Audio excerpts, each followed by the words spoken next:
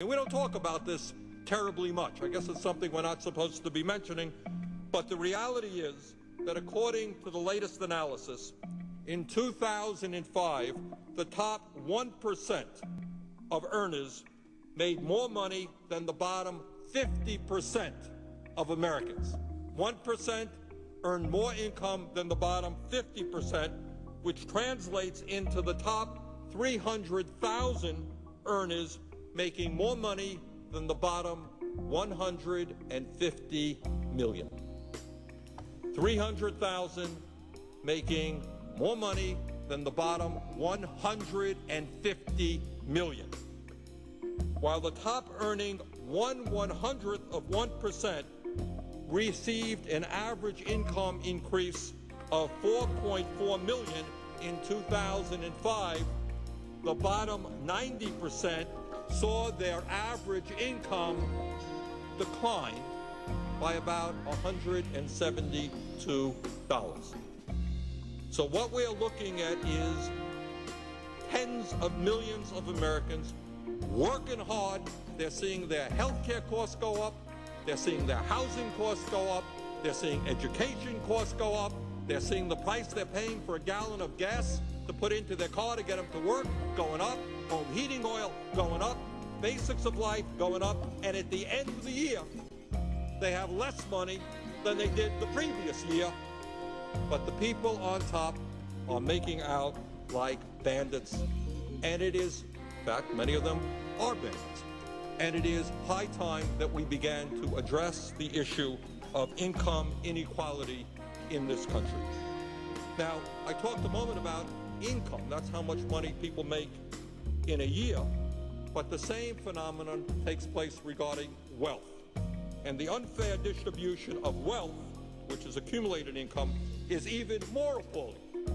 Forbes magazine recently found that the wealthiest 400 Americans, 400 people, not a whole lot, were worth, Mr. President, $1.54 trillion in 2006. 400 people, $1.54 trillion.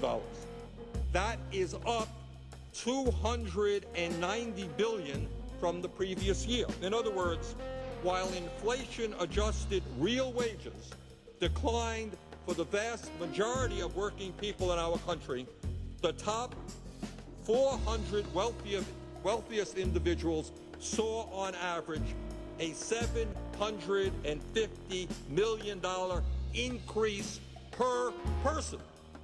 Not bad on average, $750 million. Today, disgracefully, and this is an issue I am going to come back to time and time again until this body does something about it. Disgracefully, and despite all the rhetoric we hear around here about family values, the United States has at 18% the highest rate of childhood poverty of any major country on earth. 18% of our kids are living in poverty. You go to Scandinavia, the numbers are 3, 4%, Europe 5, 6%, 18%. Almost 1 in 5 children in this country lives in poverty. Since President Bush has been in office, as I mentioned earlier, nearly 5 million Americans have slipped into poverty. We're now 37 million people in this country living in poverty. Almost 9 million have lost their health insurance. 3 million have lost their pensions.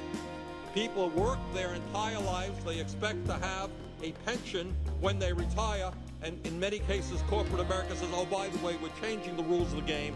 Thanks for working for us for 30 years, but you're not getting the pension that you were promised. Mr. President, as 35 million Americans struggled to put food on the table last year, that's called food security.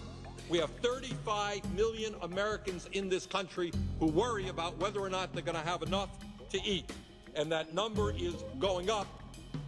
Within that reality, we have another reality, and that the wealthiest people in this country are increasingly emulating the robber barons of past decades as they garishly look for ways to spend their fortunes. They have a very difficult time. I mean, if you work hundreds and hundreds of millions of dollars, What are you going to buy? What do you need? Another pair of shoes? Hard to say. Well, what they're doing is looking into things like yachts that are longer than football fields, all kinds of excesses to show everybody just how wealthy they are. Robert Frank is a reporter for the Wall Street Journal, and he has written a recently published book called Richistan.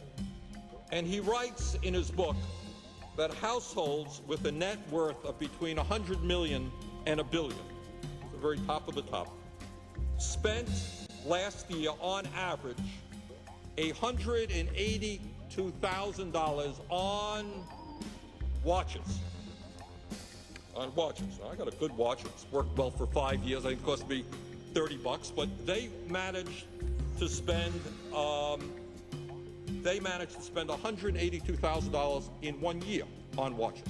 That's what they do. And it's very important, Mr. President, that we continue to give these people tax breaks. I mean, I really do think so.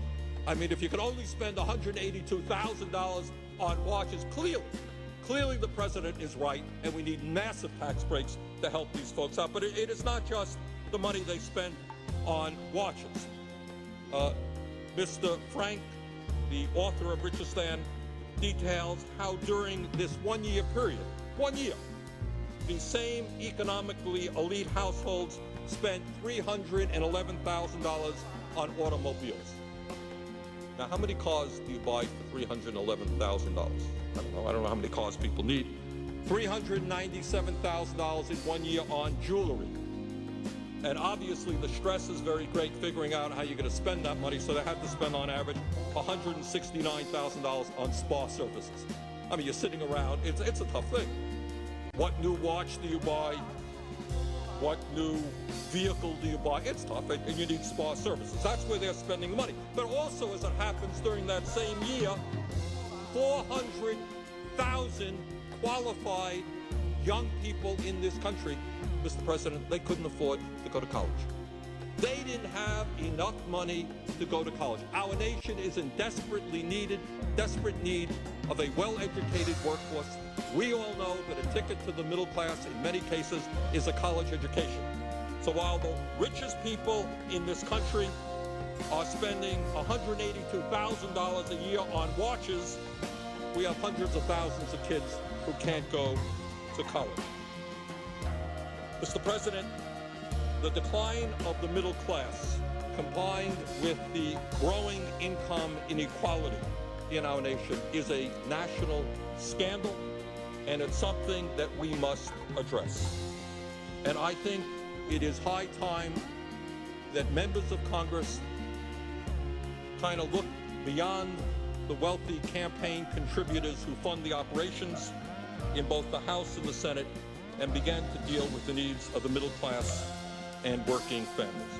I think we have got to reorder our national priorities.